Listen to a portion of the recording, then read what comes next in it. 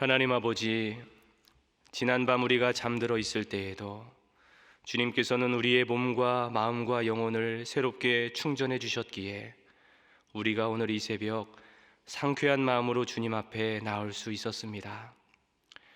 주님 감사합니다.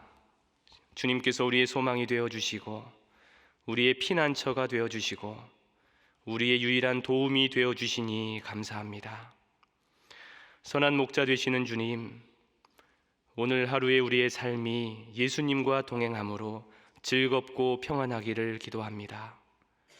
주야의 자고 깨는 것 예수가 거느리시네 라는 찬양의 가사처럼 주님께서 우리를 항상 돌보시고 친히 거느리신다는 사실을 기억하며 주님과 동행하는 복된 하루가 되게 하여 주시옵소서.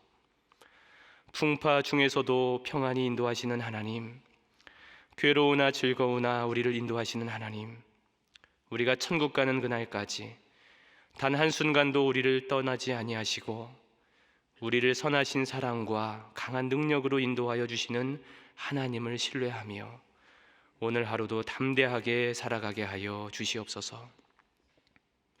자비로우신 하나님, 우리 인생에 염려와 걱정이 없으면 좋겠지만 오늘도 염려와 걱정은 우리의 영혼을 피곤하게 합니다. 주님께서는 아무것도 염려하지 말라고 말씀하셨지만 우리는 과거의 부정적인 경험에 얽매여서 미래에 대한 부정적인 상상을 하면서 염려할 때가 참 많았습니다. 파괴적인 염려가 우리의 영혼을 서서히 좀먹고 있을 때 우리 자신이 무방비 상태로 노출되어 있지는 않았는지 우리 자신을 이 시간 돌아봅니다. 사랑의 주님, 우리가 이 염려와 걱정을 잘 이겨낼 수 있도록 이 시간 새 힘을 불어넣어 주시옵소서. 불필요한 염려와 걱정을 내려놓고 염려할 시간에 감사함으로 하나님께 기도하는 우리가 되게 하여 주시옵소서. 기도할 때 하나님의 평강이 우리의 마음과 생각을 지켜주시겠다 약속하셨으니 이제는 더 이상 염려와 걱정에 함몰된 인생이 아니라 주님께서 주신 기쁨과 평안 가운데에 풍성한 삶을 살아가는 우리가 되게 하여 주시옵소서. 교회의 주인이신 하나님, 하나님께서 소망교회를 견고한 반석 위에 세워주시고 민족과 세계와 열방 가운데 감당해야 할 귀한 사명을 주심에 감사드립니다. 점점 어두워져가는 세상 가운데 예수 생명의 빛을 비추는 교회가 되게 하여 주시고 하나님의 공의와 정의를 이 땅 가운데 흘려보내는 교회가 되게 하시며 열방 가운데 하나님의 복음을 증거하여 예수 구원의 복음을 땅끝까지 증거하는 주님의 교회가 되게 하여 주시옵소서. 이를 위해 세워주신 김경진 담임 목사님에게 늘 성령 충만으로 함께 하여 주시고 모세와 같은 리더십과 여호수아와 같은 담대함을 날마다 더하여 주시기를 기도합니다. 말씀과 사랑의 리더십으로 교회를 이끌어 가실 때에 교회가 평안하게 하시고 성도들이 영적으로 성장하게 하시고 소망교회가 한국교회의 건강한 모델이 되는 좋은 교회로 세워지게 하여 주시옵소서. 우리의 가정을 축복하시는 하나님, 이 시간에는 소망의 가정들을 위하여 기도합니다. 가정마다 하나님의 은혜와 평강이 늘 깃들게 하시고 사랑과 섬김으로 따뜻한 가정들이 되게 하여 주시옵소서. 식탁에 둘러앉은 가족들 간에 사랑의 대화가 오가게 하시고 상처와 원망의 말이 아닌 축복과 격려의 말들이 오가게 하여 주시옵소서. 우리의 가정이 영적 충전소가 되기를 기도합니다. 세상에서 지치고 상한 몸과 마음과 영혼이 사랑하는 가족들을 통하여 다시 회복되고 충전되는 하나님께서 기뻐하시는 믿음의 가정들이 되게 하여 주시옵소서. 우리의 길을 선한 길로 인도하시는 하나님, 이 시간에 우리 자녀들을 위하여 기도합니다. 우리의 자녀들이 세상의 헛된 풍조에 휩쓸리지 않게 하여 주시고 하나님의 말씀 위에서 좌로나 우로나 치우치지 않고 끝까지 믿음의 길을 걸어가게 하여 주시옵소서. 특별히 어제 수능 시험을 치른 수험생들을 위해서 기도합니다. 평소보다 시험을 잘 치른 학생들에게 끝까지 겸손한 마음을 주셔서 차분하게 시험 이후에 최종 합격할 때까지의 모든 과정을 성실히 준비하는 지혜를 허락하여 주시옵소서.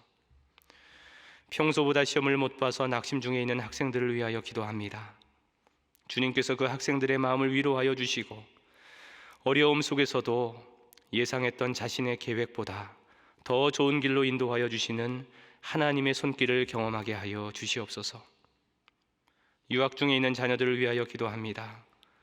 사랑하는 자녀를 멀리 보내고 새벽마다 밤마다 눈물로 기도하는 부모님들이 있습니다.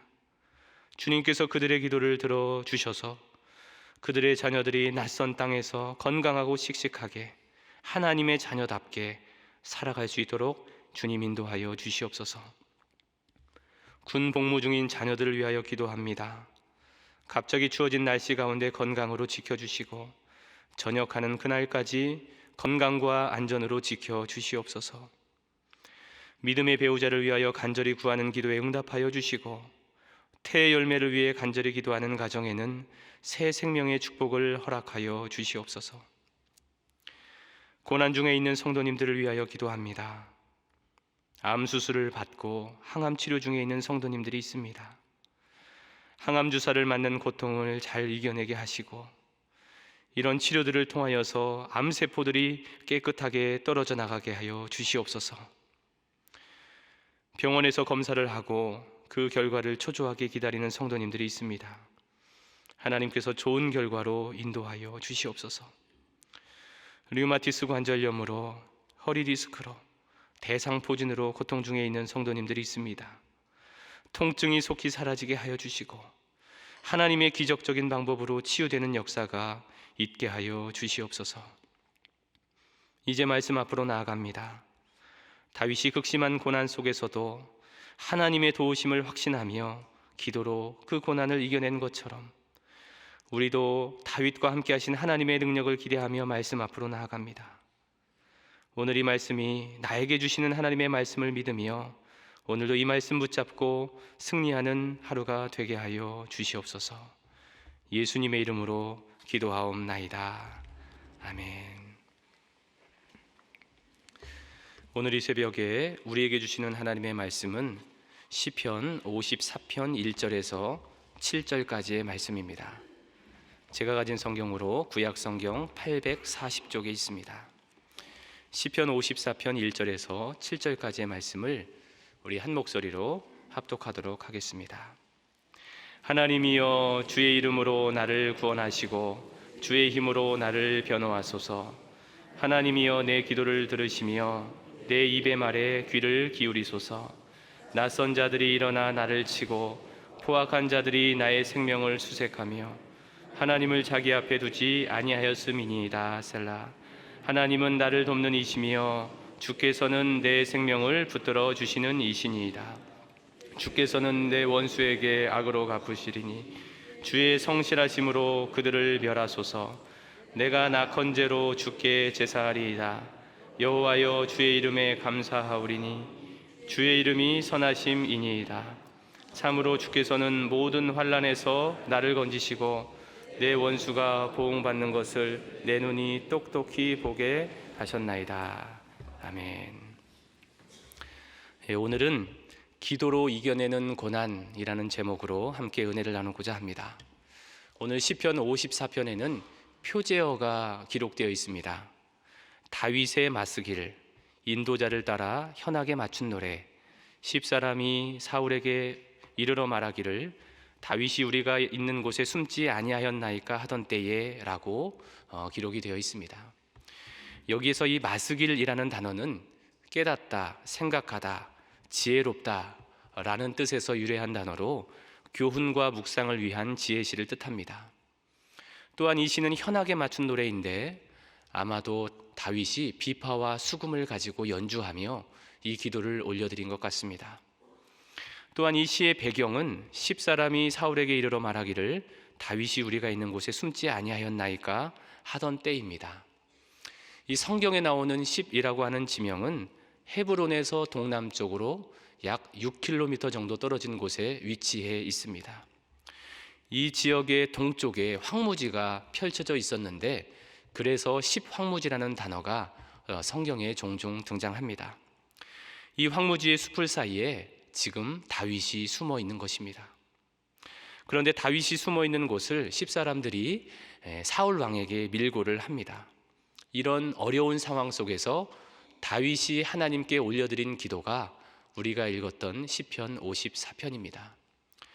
그렇다면 오늘 본문을 한 절씩 살펴보면서 다윗이 어떻게 그 극심한 고난을 이겨냈는지를 살펴보고, 또한 우리가 어떻게 다윗처럼 믿음의 사람이 될 수 있는지를 함께 살펴보도록 하겠습니다. 첫 번째로, 믿음의 사람은 극심한 시련 속에서도 기도로 이겨내는 사람입니다. 우리 다 함께 1절과 2절 말씀을 다시 한번 합독해 보겠습니다. 하나님이여, 주의 이름으로 나를 구원하시고 주의 힘으로 나를 변호하소서. 하나님이여, 내 기도를 들으시며 내 입의 말에 귀를 기울이소서. 다윗은 이 두 구절에서 하나님이여 라고 말하면서 하나님의 이름을 2번이나 부릅니다. 아마도 그의 상황이 매우 급박했음을 우리는 알 수 있습니다. 이어서 나오는 4개의 동사가 있습니다. 구원하다, 변호하다, 듣다, 귀를 기울이다 라는 단어를 볼 때 지금 다윗의 상황이 하나님께서 반드시 도와주셔야만 하는 그런 절체절명의 상황인 것을 우리가 짐작할 수가 있습니다. 실제로 오늘 시편의 배경이 되는 사무엘상 23장에 보면 다윗은 사울왕의 추격을 피해서 십광야에 수풀이 우거진 곳에 숨겨져 있었습니다. 그런데 그들이 사울왕에게 그곳을 밀고 하는데 사무엘상 23장 19절 20절에 보면 이렇게 밀고를 합니다. 그때 십사람들이 기브아에 이르러 사울에게 나와 이르되 다윗이 우리와 함께 광야 남쪽 하길라산 수풀 요새에 숨지 아니하였나이까? 그러하온즉 왕은 내려오시기를 원하시는 대로 내려오소서. 그를 왕의 손에 넘길 것이 우리의 의문이이다 하니 라고 기록이 되어 있습니다. 이 십사람들이 사울 왕에게 밀고를 할 때 다윗이 숨은 정확한 위치를 밀고했습니다. 광야 남쪽 하길라산 수풀 요새.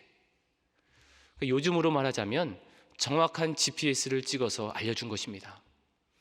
이제 다윗의 입장에서는 그야말로 정말 위험한 상황에 처해진 것입니다. 자신의 위치가 노출되었기 때문이죠. 이번에 자칫 잘못하다가는 꼼짝없이 잡혀서 사울 왕에게 죽임을 당할 수 있는 그런 급박한 상황입니다. 그런 상황 속에서 다윗은 3절에서 자신을 죽이려고 하는 저 악인들의 정체를 이렇게 말하고 있습니다. 3절 말씀입니다. 낯선 자들이 일어나 나를 치고 포악한 자들이 나의 생명을 수색하며 하나님을 자기 앞에 두지 아니하였음이니이다. 다윗은 자신을 수색하는 사람들을 낯선 자들, 포악한 자들, 하나님을 자기 앞에 두지 아니하는 자들이라고 말합니다. 이 하나님을 자기 앞에 두지 않는 자들을 히브리어로 직역하면 하나님을 두려워하지 않는 자들이란 뜻입니다. 하나님을 두려워하지 않는 자들이 다윗을 추격하고 있는 것입니다. 하나님은 안중에 없고 그 마음에 교만하며 불의를 행하는 악인들이 다윗을 죽이려고 혈안이 되어서 지금 이 숲을 요새로 쫓아오고 있는 상황이었습니다. 그런 절박한 상황에서 다윗은 하나님 앞에 기도합니다. 하나님이여, 주의 이름으로 나를 구원하시고 주의 이름으로 나를 변호하여 주십시오. 하나님, 내 기도를 들으시며 내 입의 말에 귀를 기울여 주십시오라고 기도하고 있는 것입니다. 사랑하는 성도 여러분, 우리도 인생을 살다 보면 이러한 악인들을 만날 때가 있습니다. 하나님을 두려워하지 않는 사람들, 이유 없이 나를 미워하고 이유 없이 우리를 음해하고 이유 없이 공격하는 그런 악인들을 만날 때가 있습니다. 그렇다면 그런 악인들을 만났을 때 우리는 어떻게 해야 할까? 그 답이 오늘 본문에 나와 있습니다. 그것은 바로 복수가 아닌 기도입니다. 믿음의 사람은 극심한 시련 속에서도 기도로 이겨내는 사람인 것이죠. 다윗은 악으로 악을 갚지 않았습니다. 이 악의 문제를 해결하실 분이 오직 전능하신 하나님 한 분밖에 없음을 기억하며 다윗은 하나님 앞에 기도로 나아갑니다. 사랑하는 성도 여러분, 저와 여러분들도 다윗과 같이 살았으면 좋겠습니다.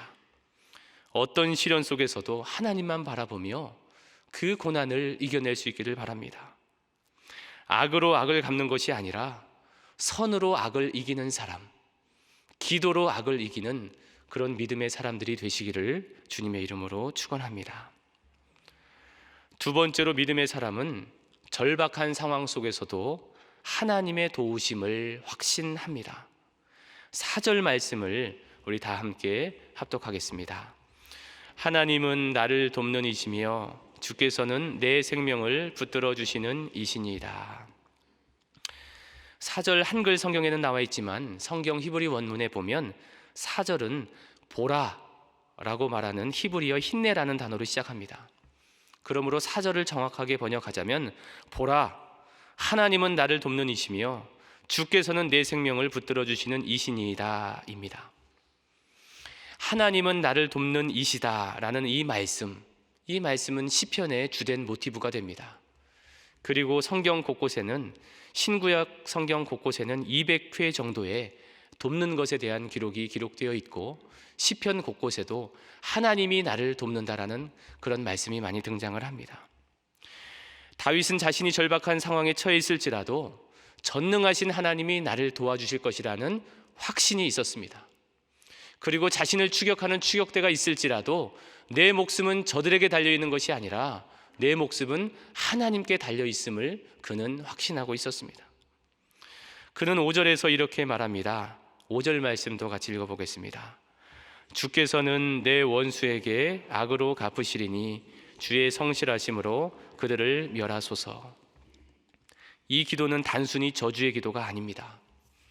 의로우신 재판장이신 하나님께서 이 모든 선과 악을 정확하게 판단해 달라는 기도인 것입니다.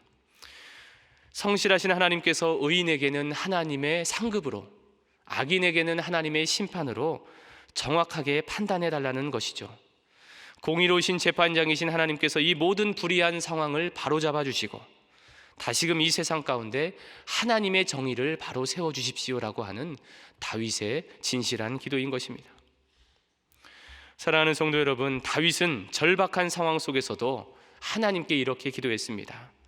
하나님은 나를 돕는 이시며 주께서는 내 생명을 붙들어 주시는 이시니이다 라고 기도했습니다. 이제 우리의 기도가 이러했으면 좋겠습니다. 여러분의 인생길을 걸어갈 때에 어떤 어려움을 만날지라도 다윗이 4절에서 고백했던 것처럼 하나님은 나를 돕는 이시며 주께서는 내 생명을 붙들어 주시니이다 라고 기도했으면 좋겠습니다. 어떤 사람이 여러분을 괴롭힐지라도, 악인들이 여러분들을 음해할지라도 신경 쓸 필요도 없고 실망할 필요도 없습니다.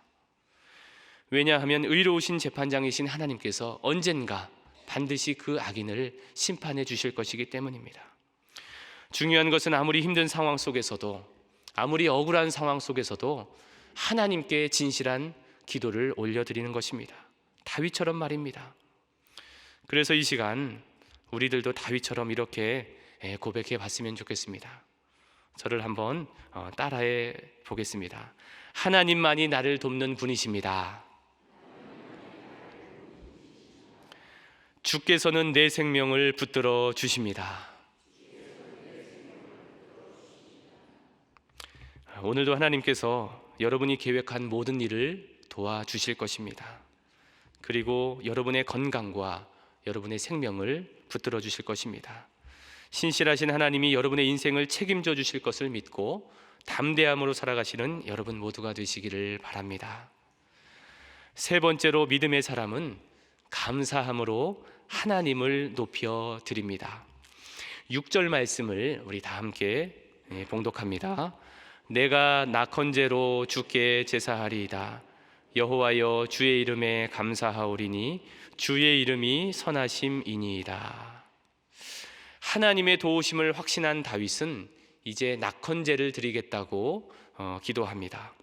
이 낙헌제는 서원제, 감사제와 함께 화목제에 속하는 제사입니다. 이 낙헌제는 어떤 의무나 맹세, 어떤 약속을 하기 위해 제사를 드리는 것이 아니라 제사 드리는 사람이 기쁨으로 또한 자발적으로 하나님께 드리는 제사가 바로 이 낙헌제입니다. 다윗은 지금 하나님의 선하심에 감사해서 즐겁고 자발적인 마음으로 하나님께 낙헌제를 드리겠다라고 말하고 있는 것입니다. 물론 지금 상황이 변한 것은 하나도 없습니다. 여전히 사울은 자신을 추격하고 있고 자신의 생명은 여전히 위태합니다. 내일이 보장되지 않았습니다. 여전히 그는 도망자의 인생입니다. 그러나 하나님께 기도했던 다윗의 마음속에 담대함이 생겼습니다. 하나님이 나를 도와주실 것이라는 확신, 하나님이 내 생명을 붙들어주고 계신다는 확신이 그의 마음속에 있습니다. 그러자 그의 마음속에 기쁨이 밀려왔습니다. 감사가 샘솟듯이 솟구치기 시작했습니다. 그래서 그는 낙헌제를 드리겠다라고 말하고 있는 것입니다. 여러분, 기도의 능력이 바로 이곳에 있습니다. 우리는 때때로 기도의 능력을 너무 간과하는 경향이 있습니다. 그러나 우리가 드리는 기도는 엄청난 능력을 가지고 있다는 사실을 우리가 기억해야 합니다. 우리가 종종 길을 걷다 보면 헬스클럽 광고를 보게 됩니다. 보통 그 광고에는 비포 사진과 애프터의 사진이 붙어 있습니다.